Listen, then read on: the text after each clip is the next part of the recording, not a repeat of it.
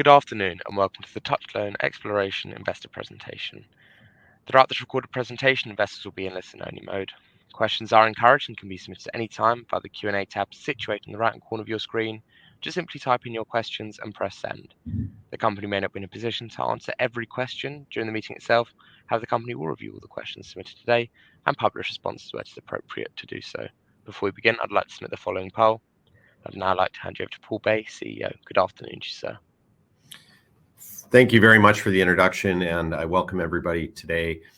Really exciting for us today that we're rolling out our new presentation and rolling out our 5-year plan for what we see for TOUCHSTONE as we go forward. And this is a lot driven by the Cascadura facility coming on stream here in September and really changing the magnitude of things that we can now do within the country. And we'll walk you through that. I'll walk you through that. I also have Scott Boudreau, our Chief Financial Officer here. So if some of those questions are around some of the financial numbers, we can talk about that at the end of the day as well. So let me start out, and you'll see the tagline on the bottom of our new presentation, evolving towards a sustainable full cycle exploration and production company.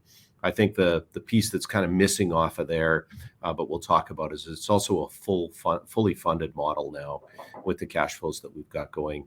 We can fund this really exciting program as we go forward. So on that note, let me flip you over to our 5-year vision. What we really have in place here now is this sustainable base production of over 10,000 BOEs a day. That really provides that cash flow model for us to do all the other things that we've been talking about doing and that we want to continue to do. But the big takeaway today from this new presentation is really that first item, which is we now have about 42,000 BOEs a day of capacity for producing both gas and oil in the country. And I know there's been a lot of long delays. Certainly there was a long delay on bringing Coho on, and Cas took longer than I think any of us would have liked.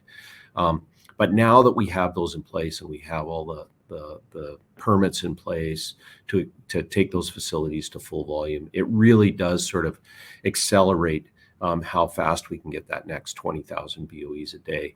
We look at that Cascadura facility. It's designed for 200 million a day. Initial capacity is 90 million a day, plus the liquids that we're seeing. So it's a very large facility for us to fill. And then Coho at 24 million cubic feet a day, that's just sort of a second add-on for us. So the big takeaway, as I say today, is that first box, that ability that we have now for 42,000 BOEs a day of production. The organic growth we talk about is the inventory of wells that we have, the drilling that we have. And again, where the company has really changed now is, we were basically an exploration company. We had these, big peaks and valleys depending on how the exploration was working out for us, sometimes better, sometimes not what we thought it was going to be. What we now have is this really nice base production that's got this little ability on the exploration side to have these nice step changes if we have the exploration success that we anticipate having. So that's that organic growth model. The opportunities to expand the asset base, it's a combination of things. Let's see what we did on the onshore bid round, added some more on that. There's also some opportunities for us to pick up some additional production on the island to add. As well as some of the technology that we've been seeing with the new 3Ds that we've seen in 2Ds, we can rework some of the plays that we already have. On top of that, we're going to continue to keep a strong focus on our ESG. I'll talk about that a little bit more. The safety part is really, really key for us. And I think when you look at the 2 plants that we've brought on with no LTIs, I really commend the team for focusing on that.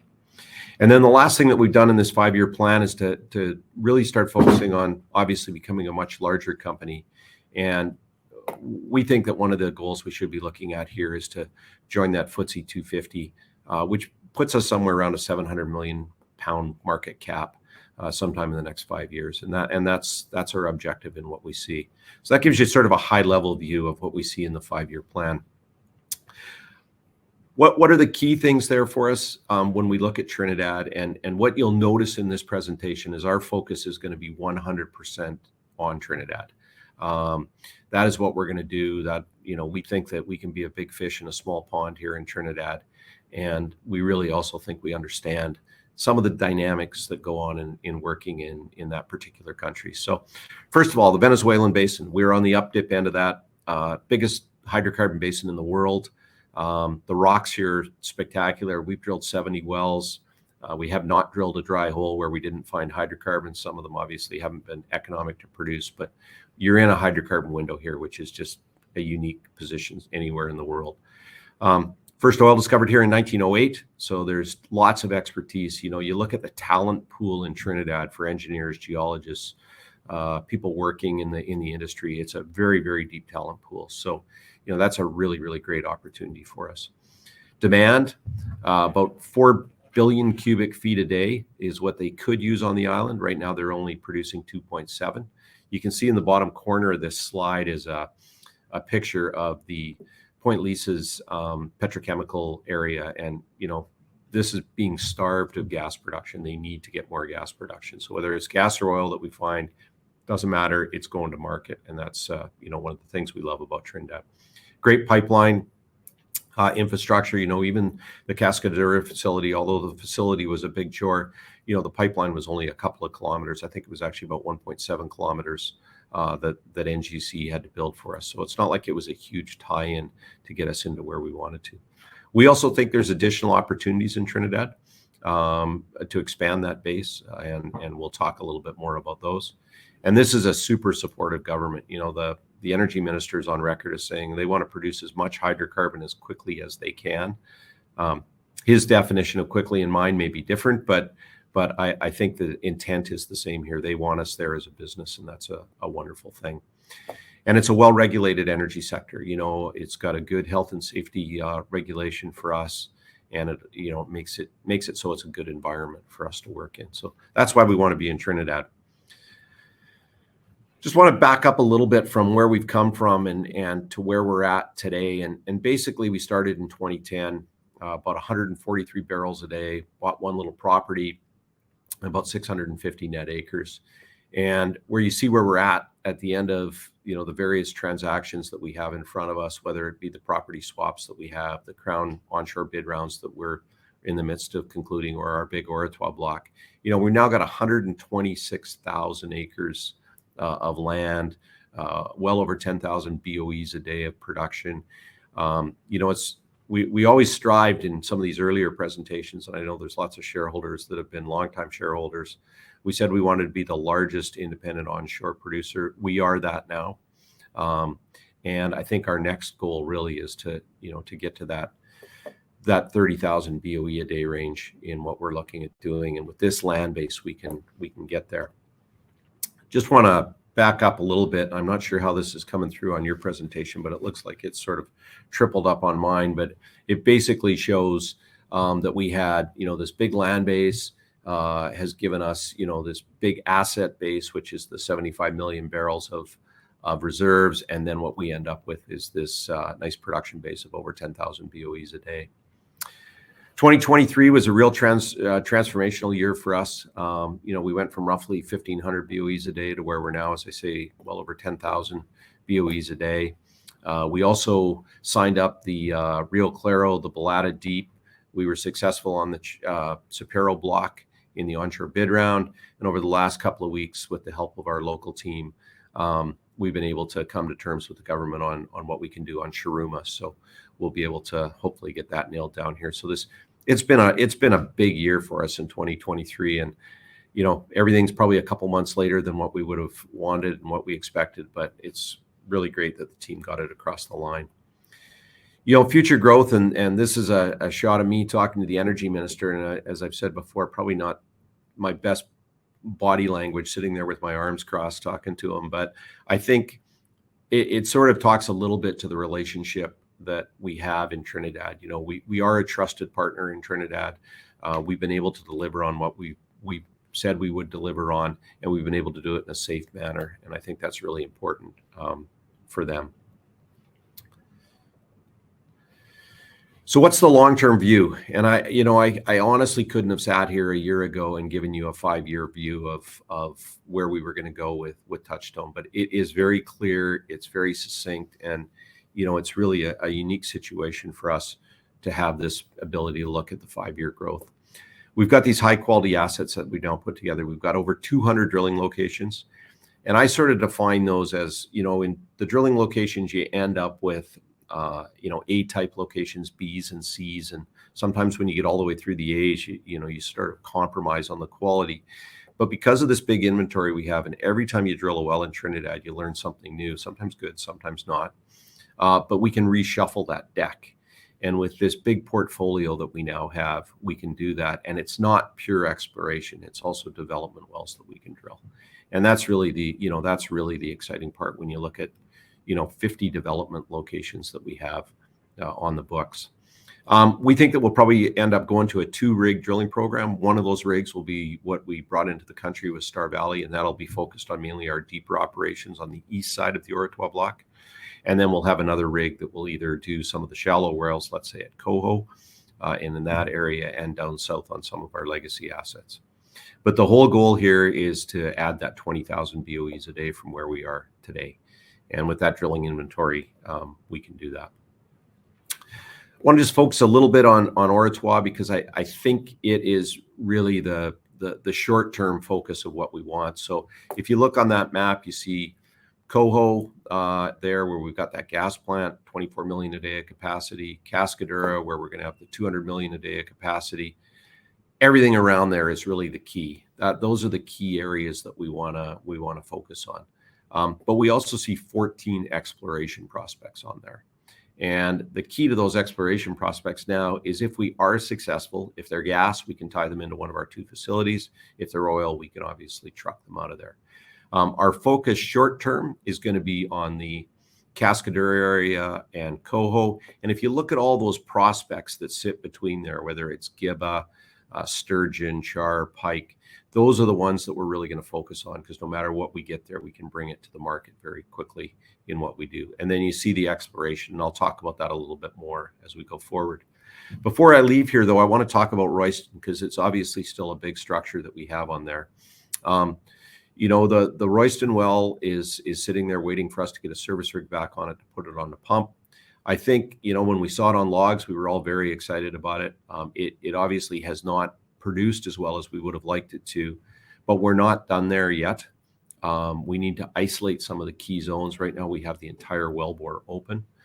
We need to isolate some of the zones and put it on pump and see what it'll do on pump. So long ways from being done. But we need to do some more work on it as we go forward. It's such a big structure. We found so much light oil on all these tests that it still looks very prospective to us. But I just want to be cautious and make sure that I'll let everybody know we've got more work to do on that one before we can prove that it's economic. So our operational footprint. We talk about this, and quite frankly, this is about where can we add additional opportunities. And we think that with where we are right now, with the opportunities that we have, and now we are the biggest independent producer on the island. So anything that we look at doing at this point can be what I refer to as sort of tuck-ins. You don't have to add a lot of people to do some of these things. You've got all the systems in place. It becomes very efficient. And, basically you add volumes without adding all those costs associated with it.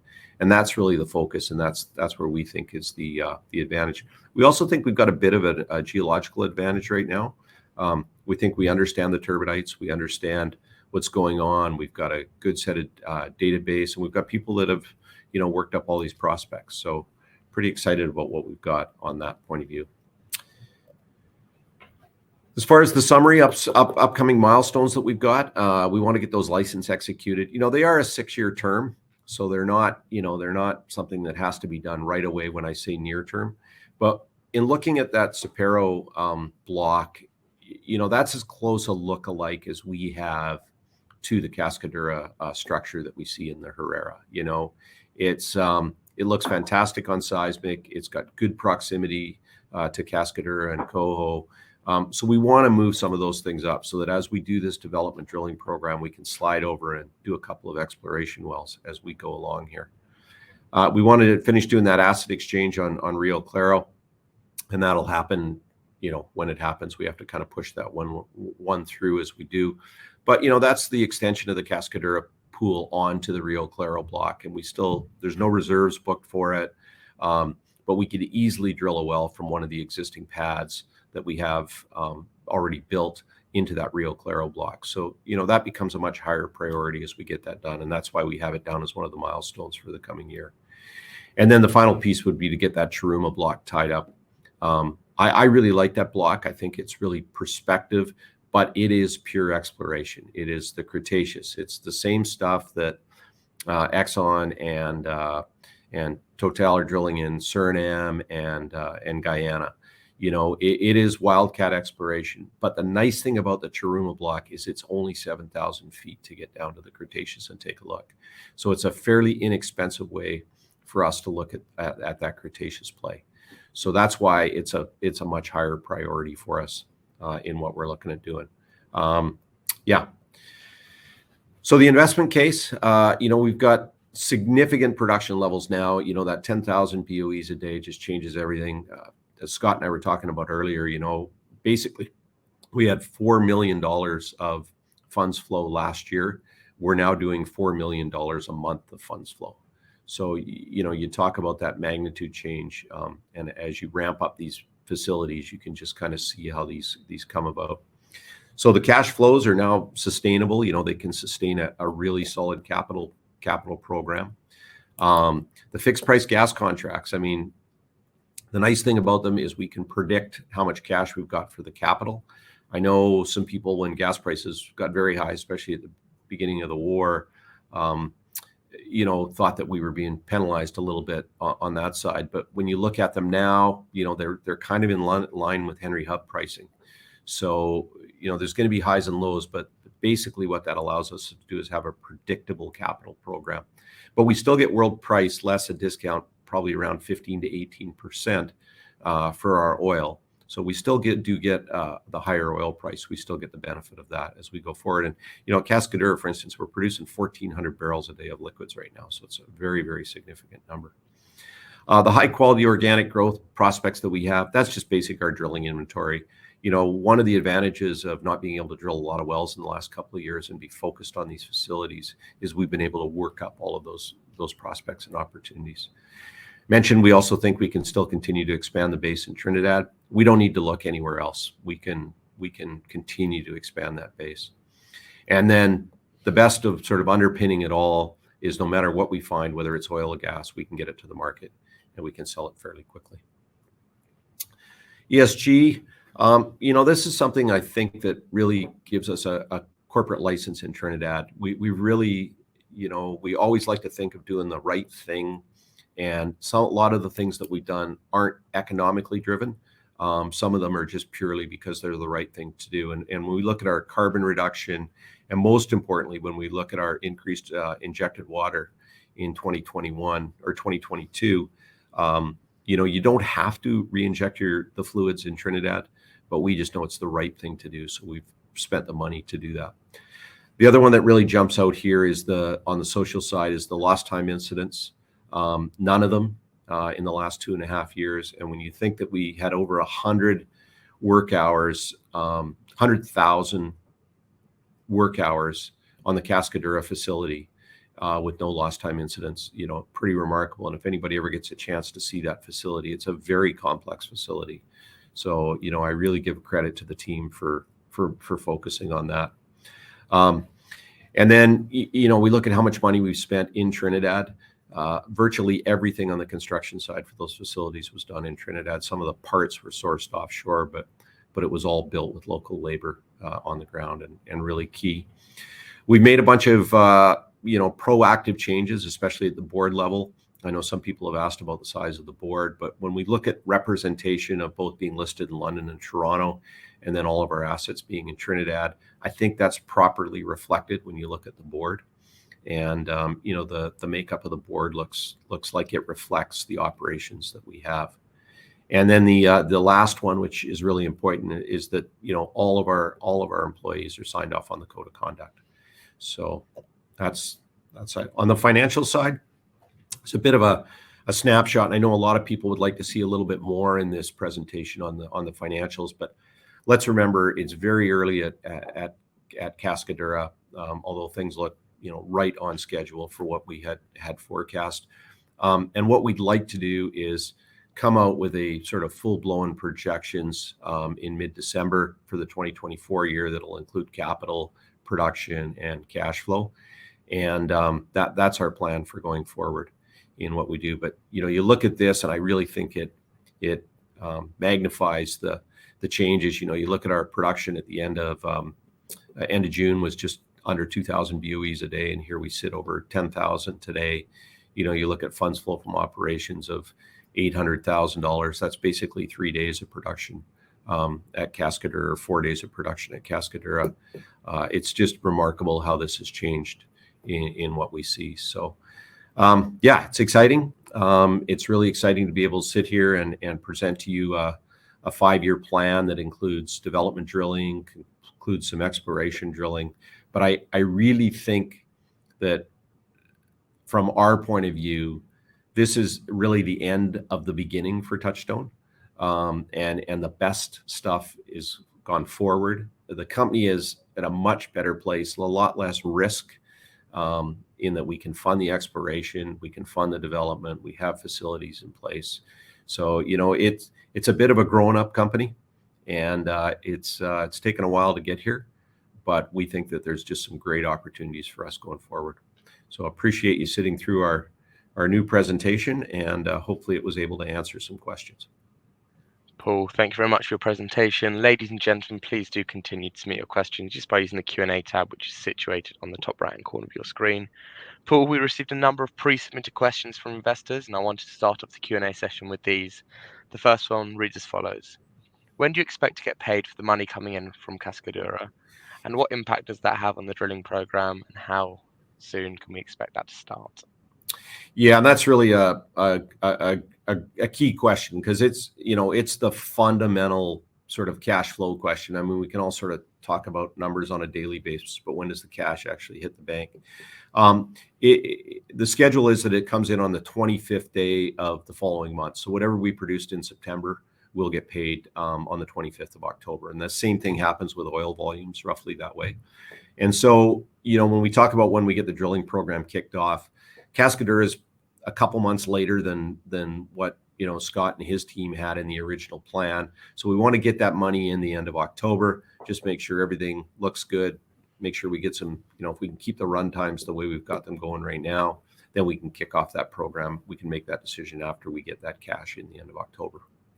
Perfect, Paul. Thank you very much. The next question here asks, can you confirm that there are no plans for replacing in the near future? Yeah, that's a great question. I think sort of jokingly, every time somebody hears that I'm bringing that Scott and I are showing up in London together, they assume that we're doing a raise. And I have to admit, in the past they maybe weren't wrong in that assumption, but in this particular case, everybody can see it just doesn't make sense when you're generating that kind of cash that we are right now. It's just a matter of when we get back to drilling, right? Not if. And so we just want to manage things that we do that. There's just no reason to do that. I know some people had even said maybe you could take on a little bit more debt so you could accelerate the drilling program. That's not our intention. We're not looking at doing either of those. We're just going to manage that capital so that we've got it going. And the other key thing of that is we want to have a continual drilling program. I know we've talked about that before, but what we don't want to do is have this stop, start. We really want to, once we get going, keep going. There's just such great economies. If you look at Cascadura, we can drill 3 wells off of that one pad, and it'd be nice to do them back to back to back. So if we wait a little bit longer to get the program going to assure we got the cash to keep that going, that's what we're going to do. Perfect. Thank you very much. Given the extended Cascadura timeline and disappointment with Royston, how does Touchstone plan to manage short-term finance so that the drilling campaign can progress? Yeah, I think I sort of answered that. I should have looked down at that. Sorry. I think that's the answer, right? The answer is pretty simple: is we're just going to wait for the cash to build up here a little bit, and then we'll kick off the program. Perfect. Thank you very much. Just another question around Cascadura. When do you anticipate drilling when do you anticipate the drilling of the first two of the Cascadura development wells? Yeah, it sounds like somebody's trying to nail me down, and they're not. I'm not going to get nailed down on that, only because we just want to make sure everything's run up and running as well as we can, and just make sure everything's optimized so that we can put as much cash in the bank as we can in the short term. I mean, the rig's sitting over the hole, so it's 2 weeks from when we decide to go. It's probably a couple of weeks getting the crew down there, and then 2 more weeks to get things up and running. So it's just not going to take a lot of time for us to do this. And the whole point of giving a 5-year plan is we need to stop sort of giving dates and having people follow us on a day by day. We got to start delivering on the overall program. And as tough as it is for me not to give a date, because that's my nature, let us do our job on our end. Let us get the balance sheet propped up so that we can do a continual drilling program. Perfect. Thank you very much. Could you give some detail on what optimization at Coho involves, and also the Cascadura deep wells optimization to produce 60 mmSCF per day to 90 mmSCF per day? How long would this take? Sure. So Coho, we ran a production log on that now that we've produced it a little bit, and it really looks like we can isolate some of the different perfs and possibly increase production there, and more importantly, lower the operating costs. So, that one we're going to do in October. That one will get done here fairly quickly. It's literally a 2-day job, so it's not a big deal. But the real optimization at Coho is the next 2 wells that we drill, and I didn't talk about that, but we have a development well at Coho that we can drill. And then we also have what I'll call a third well that goes down into the Giba structure to the south, but it also intersects the Coho structure on the way down. So it's kind of a development well in the Coho, as well as a new potential, 40 or 50 BCF pool that sits to the south at Giba. But both of those wells can be actually drilled from the plant site. And if you were to look at our picture that we have in here at Coho, and I'm just going to actually flip forward to that just real quickly. Basically what we do is we just have 2 wellheads that are, a couple 100 feet away from the existing tank facility. If you look at this picture that's up here now, if you can imagine 2 wellheads on the other end of the lease from where that radio tower is. So we drill them there, and then they just get tied in. That's the real optimization of Coho, is the 2 additional wells that you would bring on to bring that in, because that well's still being choked back. It's being choked back so it doesn't back out the shell wells on the other end of the system. So what we need to do is we got to get more gas in there so that we can continue to run that for sure. Cascadura, right now we've got roughly 60 million a day coming out of there, 40 from the one well, 20 from the other. We've talked about optimization. I think what we really need to do is let's let the wells run. Let's see the pressures. Let's see where everything kind of ties out. And then we'll make a decision on whether we want to optimize as well. We also have to make the economic decision at these kind of prices that we're getting. Do you want to optimize those wells at this point? If we were getting a higher price, I think the decision would be easy. But let us work on that a little bit. There may be an opportunity for us to have that discussion if we're going to bring on additional volumes at Cascadura. Great, thank you very much. Just turning to the next question. How prospective is the Chapero block? Yeah, the Chapero block has got basically 2 structures on it. It's we call them F1 and F2. I think that F2 structure that we see is as good as anything we've looked at. We've got great data over it. There are some lead wells in there. It's off of proven pools, whether that you call it a lookalike to Kaz, or you look down at the Balata pool to the west that's produced somewhere near 100 million barrels of oil. It just looks great. There's an old Exxon well that was drilled in there that we think is a key lead well. So we're really excited about that block. I think it's the most exciting block that we've got with the geological knowledge that we have. Perfect. Thank you very much. What is happening with the Chamorro block bid? How likely do you think it is that the license is awarded to Touchstone? The government came back to us and asked us to up our commitment on that block a little bit. We basically didn't commit hardly anything. I think we've now come back and said that we would look at drilling a 7,000-foot well there for them, and they seem to be receptive to that. So we'll see sort of on the final end of what that looks like. But that's the kind of commit we're looking at. So I would say I feel fairly confident on that. But like anything in Trinidad, let's just see what happens over the next couple months. Perfect. Thank you very much. Is the land swap still going ahead, and when do you estimate that this will be complete? Yes, it is. And it's likely going to happen on a Thursday. I sort of jokingly say that only because that seems to be the day that cabinet meets, and that means that's the day things get signed off. I just have no idea when it'll be. Scott and I said at the very beginning we wanted to get it done by the end of the year, and that's still on our timeline. Perfect. Thank you very much. What do the clear difficulties at Royston mean for future exploration in the block? What have you learned that you can apply to other wells? Yeah, that's a really great question. I mean, Royston looked outstanding when we saw it on the logs, both the first Royston and the sidetrack that we did. I mean, it really looked like a great reservoir, and we saw lots of hydrocarbon when we were drilling it. In fairness, we have seen light oil on every one of the tests that we've done at Royston. The issue for us at Royston is productive capability. And there's a lot of things that we can look at. Did we damage the well when we drilled it? Is this thing normally pressured instead of overpressured? So you're going to have to put it on pump. What are the various things that we want to look at? And I think what we've learned on this is number one, how to drill these wells. I think we drilled the second well much better than the first well.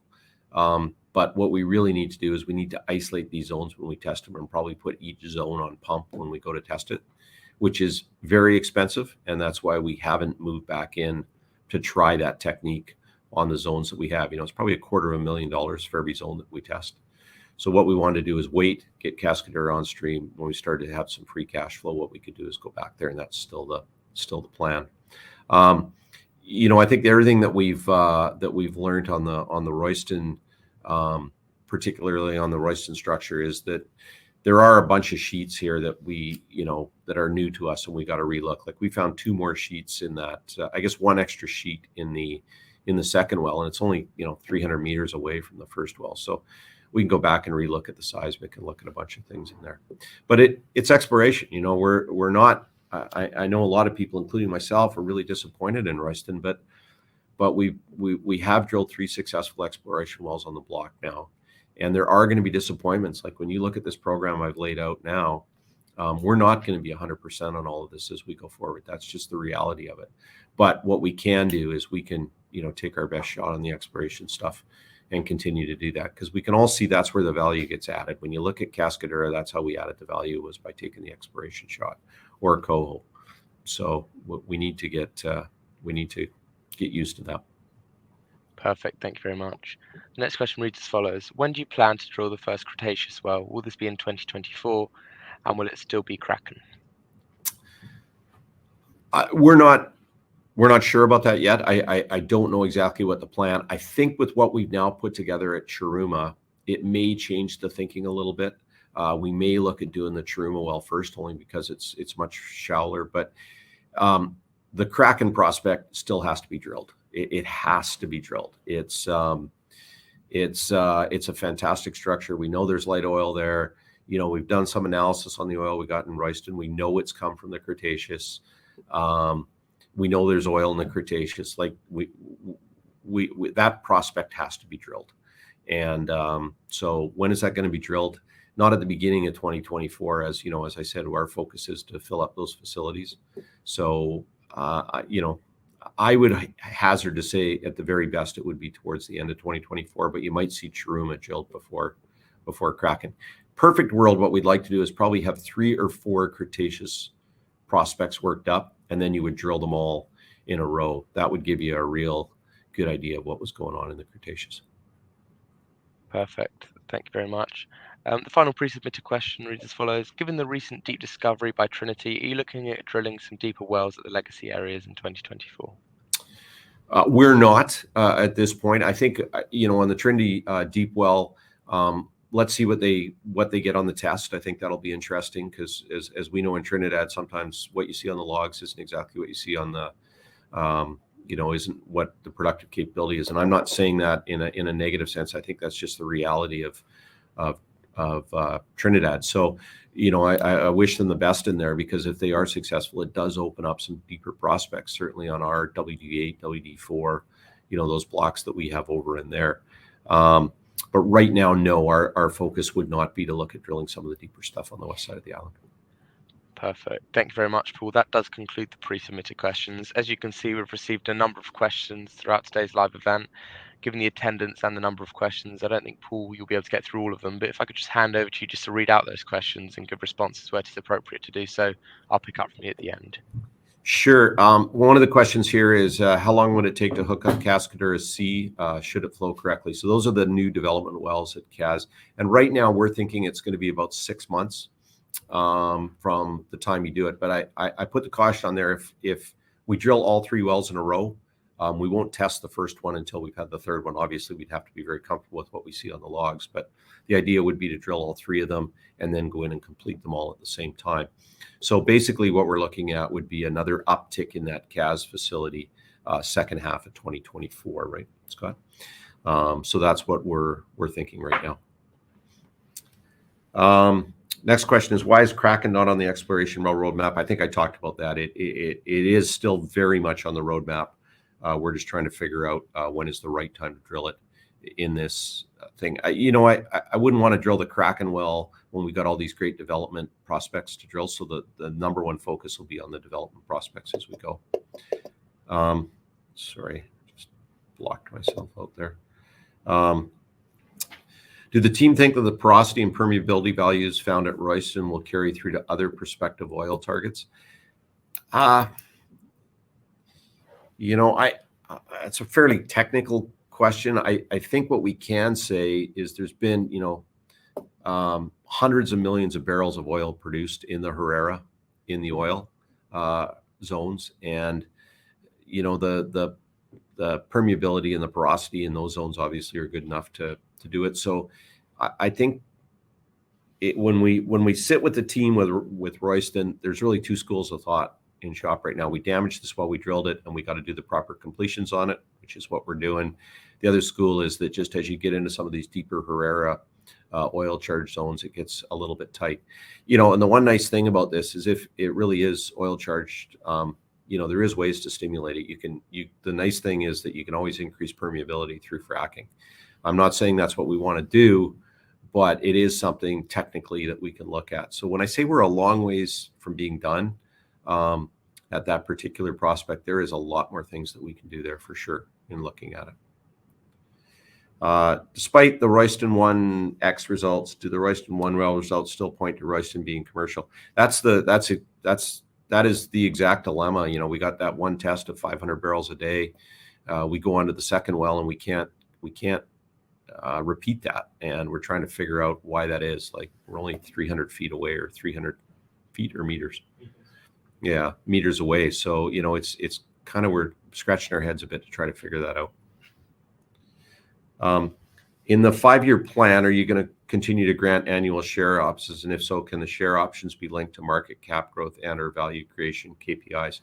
It's a really good question. As we've got bigger here, the board's engaged actually a third-party consultant this year, Hugeson, to look at our overall comp package and see whether options still are appropriate or whether we should be looking at DSUs, RSUs, PSUs.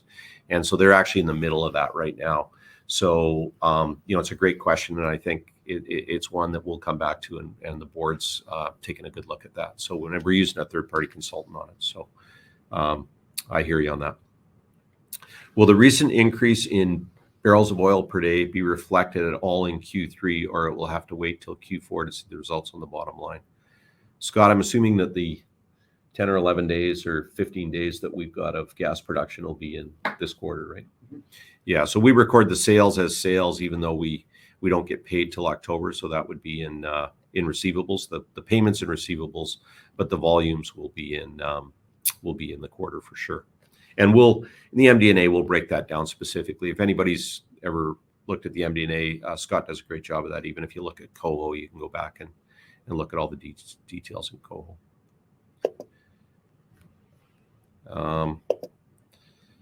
Let's see. Do you prioritize exploration before dividends? No, I don't. I think they're pretty well mutually exclusive of one another. It's obviously an allocation of capital, and that's really what we're going to have a discussion on. And it's really deciding where the right place to send some of that cash is. The board's starting to have that discussion, but let's be fair. We're 15 days into production here, so give us a little bit of time on that. But yeah, the other nice thing about the exploration is most of these licenses are 6-year terms. So we're under no gun to get these done in the next year or two, right? We can push some of these out as we go. Even though TXP has cash flow, do you see any more funding of shares? I think I answered that question. I know my credibility is probably a little bit low on this because in the past we've sometimes mentioned that we're not going to do it and then we end up doing a fundraiser. But let the numbers do the talking. When you see it, we've got lots of different levers to pull here, but the biggest lever is just not starting the capital program until we've got it fully funded, and that is our plan. So I'd like to give you a simple no, but I think the explanation sort of helps people understand where we're at. When will the wells be drilled? I've answered that. I think I'm not going to get nailed down to a date on this. I think it's really important that let's get the cash in, let's get things going, and then we'll start when we can have a continuous drilling program. Why not tell the market the daily progress in ramping up Cascadura towards 90 million cubic feet a day? Because there is no progress. We're at 60 million a day right now. We're going to let the wells produce for a little while and just see where we're at. So I guess the no news is the facts. That's where we're at, is the 60 million a day right now.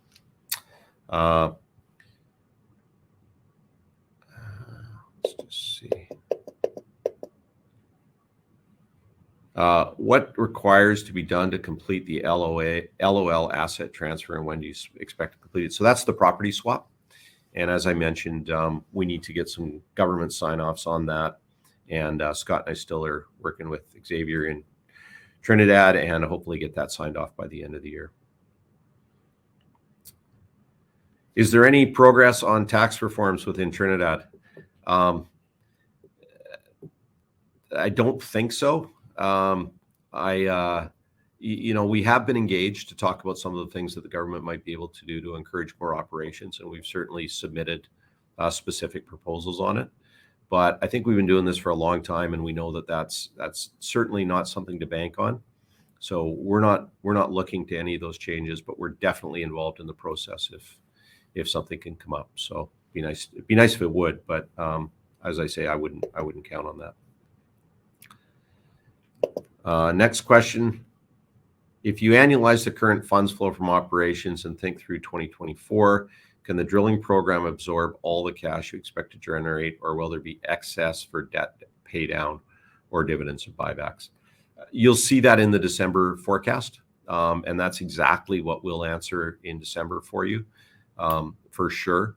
And you'll get a much better of idea of that in December when you see the capital. Anything you want to add to that, Scott?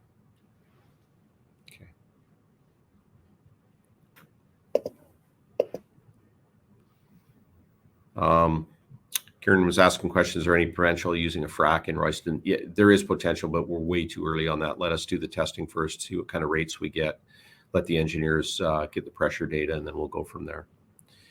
With a bigger budget now going forward, will you see more data collected on high impact exploration wells like Kraken, like the sidewall core, pressure point, MDT sampling? Absolutely, we will. You got Xavier real excited now, but yeah, for sure. I think that's key. And we were going to get that data when we drilled Royston. Unfortunately, the well, we were starting to lose the wellbore, and we couldn't risk getting in there with the tool.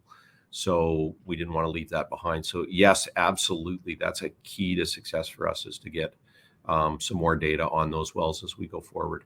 And part of that is drill the wells we want to drill the way we want to drill them too, so we can get those tools in. But yeah, for sure, that would be something we'd want to do. How are you planning to get institutional investors to invest in Touchstone? I think we've had this discussion with our brokers, our Nomad, and with our IRPR firm. And I think what we really need to do is, I think we're crossing a threshold here where we've got this base production, which really should give some comfort to the institutions that they're not investing in a pure exploration play. And that's going to open, we think that's going to open some doors in what we see. And obviously the market cap is one other thing. So yeah, let us work on that. I think days like today, we had our capital markets forum, which was well attended this morning. We're following up with a bunch of the analysts, and we definitely agree with your comment that it would be nice to see some more institutions on the register for sure.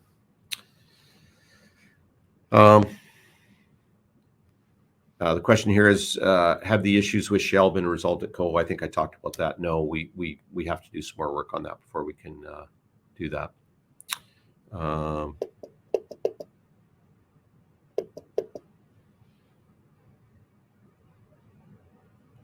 Another question here, when realistically in terms of market cap, would you consider to propose a dividend? I really think that we got to look at this whole allocation of capital, whether it's dividends, share buybacks, ramping up the exploration program, or, continue to drill development wells. Let's give us a little bit of time to focus on that a little bit more. We agree that, managing the capital and return of capital to the shareholders in some form is probably a good discipline. And it's something that we do want to get to for sure. It's just when's the appropriate time. And really that's the capital allocation. How or when do Heritage Petroleum start paying their 20% share of costs, and what amount is currently outstanding? In addition, where can we be seen in the quarterly reports? I'll answer the first part of this. They are paying their 20% now. For instance, at Casadura, they paid 20% of the facility. They've given approval for 20% of the next well that's going to get drilled there. They are totally current on their costs. There's nothing outstanding. They've been a terrific partner, to be honest with you. And where do we see that in the quarterly reports? The reports are on a net basis, so you won't see it. It's just our working interest. Scott just said all the reports are on a net basis. So you just see us record the net number in what we see. So what you see is our share in the quarterlies. Rob was asking about a normal course issuer bid. Yes, for that is definitely something that when you look at it, and we have the benefit of having that third-party engineering report. So we can use that as sort of a back end to determine net asset value, and then we can decide whether the shares are trading below or above, and whether that makes sense to have an NCIB. So yeah. It says, this one I got to read. Amazing work, PV and team to date. What are you personally most excited about in the next 12 months? I think the thing I'm most excited about is being to finally take advantage of all the hard work that we've done, in the sense of being able to drill these wells and get them on stream and really ramp up the production, right? It's just been, it feels a little bit like banging your head against the wall on waiting for some of these permits and approvals and, things that are out of our control. I think the most exciting thing is the next 12 months is in our control for a change. And that's, that's not a place that we've been before. So I think that's pretty exciting for us. And it's pretty exciting for the government too. I mean, when we were down there, the energy minister, was very supportive. And I think that's, another one of our keys to our success. Thanks for that comment. I appreciate it. I like your approach to avoiding specific targets. However, I assume we can expect a good overview during the December release that you mentioned, a clear roadmap with quarterly targets. Simple answer to that is yes. That's exactly what we're looking for in December. We will give you all of that data in what we want to do.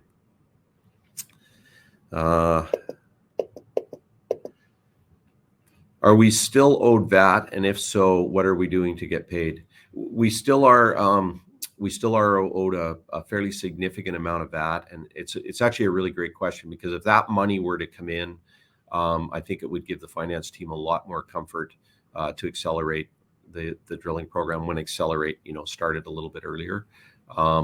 We're being told that we are going to get paid here shortly. Unfortunately, we don't exactly know what that definition is. So it's one of those things that when it comes in, we could get paid. And I think we're looking at about 1.4 million US, Scott. It's 2022. It's probably about 2.5. Right? Yeah. So sorry if anybody couldn't hear that. We're owed 1.4 million for 2022. If you include 2023, we're owed about 2.5 million. These are US dollars. We are not going to get that 2023 number, but we could get the 1.5 million in for 2022, which would, allow us to do what we want to do. How are we doing for time? Good for a bit more, Ben? Still? Yeah, couple. Okay. Will you look at doing some 3D seismic in the future now that you have the cash coming in and building up? I don't think so. To be honest with you, there's a bunch of 3D seismic that we picked up through this onshore bid round. It's the first time the government put it in a really good package, and we got, there's a bunch of 3Ds that have been shot, and they all kind of got pieced together. And I think the team, James and Xavier and the whole team really got this great look of the entire southern part of the island. And we're going to reprocess some of it for sure, like at Chiruma and even at Sapero, we're looking at reprocessing it. But we don't think so. And that's one of the other things where I talk about things being in our control. It's not like we got to go shoot a big seismic program to drill these wells, even the exploration wells. We can do them right away. So again, it's a pretty good spot to be. How does drilling 2 additional wells at Coho help increase production when Coho 1 is choked back? The real volumes at Coho, we need to get more gas in there to get those volumes up. Although it's choked back, there's no way that well could do 24 million a day. It just doesn't have that capability. So that's the reason for doing the other wells, is we need to get more production in there to get that up to the 24 million a day and still be able to get into the system at, I think it's around 600 pounds pressure that system runs at. So yeah, it's not like we could pull the choke out of that well and we could fill up that facility. If I gave that impression, I apologize. It's a combination of those two things. Are you happy with the current market cap? It's near 2 years lows. Why is the market disappointed with TXC? We aren't performing as many of our peers. Yeah, well, we're obviously not happy with the share price. I mean, that's fairly evident. I think Cascadura coming on stream, some people are using that as a liquidity event. I think that maybe that might be the case. It's been a long road. Like we've had lots of delays along the way to get here, and I think our credibility is probably lacking a little bit. So we need to focus on bringing that back, delivering some of the numbers, and I think getting some institutional shareholders in would be helpful as well. A lot of what we're seeing right now is retail, and we've had a lot of loyal retail shareholders for a long time. So I could see some of them taking a little bit of money off the table here. So it's I think that's a reality of what we're seeing for sure. One more. Okay, one more. I'll make this the last one. Let me and I really appreciate all the questions. I wish I could get through them all here, but I'm about halfway down the bar. Can we expect any significant changes in the reserve report at the end of 2023? I don't, I think we've got 75 million BOEs in there. We'll have to figure out what we do at Royston, but put it in perspective, we've got 4 million barrels booked at Royston, so it's not a big number either way in what it happens. The Cascadura wells, if we could drill them, the first Cascadura well is going to shift some reserves from maybe P3, P2 to some of the proved. The next well would actually add additional reserves, and we're not likely going to get both of those wells drilled by the end of the year. But yeah, so that's I don't think you see much of a change in the reserve report between now and the end of the year. The real thing will be next year. Although we are producing 2 BCF a month right now, so it's one of the reasons we need to go. Perfect. Paul, Scott, thank you very much for that. I think you've addressed those questions you can from investors. And of course, the company will review all the questions submitted today and will publish those responses on the Investor Meet Company platform. But just before redirecting investors to provide you with their feedback, which I know is particularly important to the company, Paul, could I just ask you for a few closing comments? Sure. I'd happy to do that. And I really appreciate everybody, the time and the questions. And I apologize if I couldn't get through all of the questions. But this really is transformational for us. This year is really different. This is a much different looking company than even a month ago.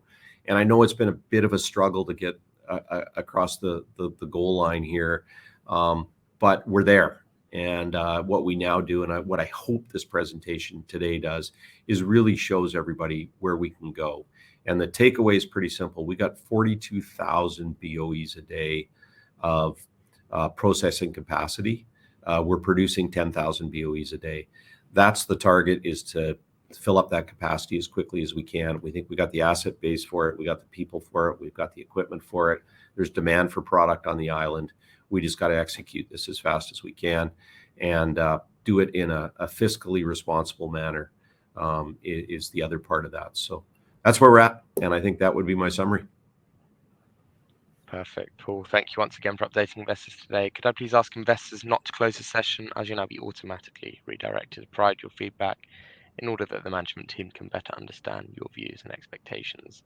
This will only take a few moments to complete, but I'm sure will be greatly valued by the company. On behalf of the management team of Touchstone Exploration, we'd like to thank you for attending today's presentation, and good afternoon to you all.